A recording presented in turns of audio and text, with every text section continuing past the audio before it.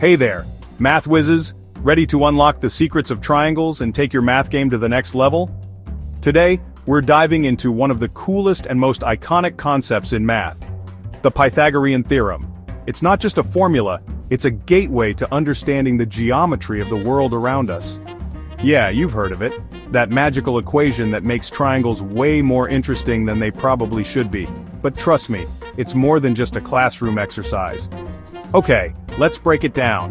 Whether you're solving a problem or building something in real life, this theorem is your best friend. At its core, the Pythagorean Theorem is all about right triangles. You know, those triangles with a perfect 90-degree corner. And here's the magic. The theorem says that the square of the hypotenuse, fancy word for the longest side, is equal to the sum of the squares of the other two sides.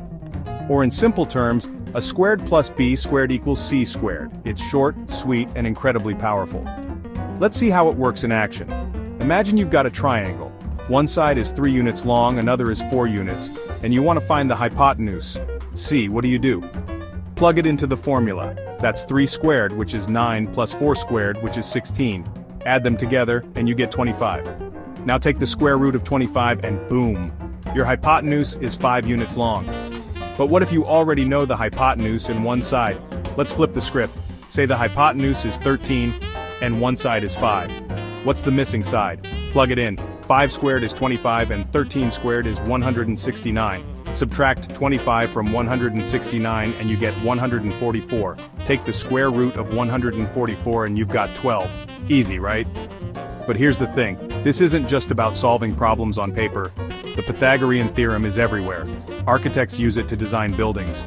Engineers use it to calculate distances. Even game developers rely on it to make characters move on screen. And if you're struggling to remember it, just think of it as a secret code that unlocks the world of right triangles. So next time you see a triangle, don't just glance past it. Think of it as a puzzle waiting to be solved. Because let's be real, math isn't just about numbers, it's about discovering patterns and solving mysteries. Alright, that's it for today's math adventure.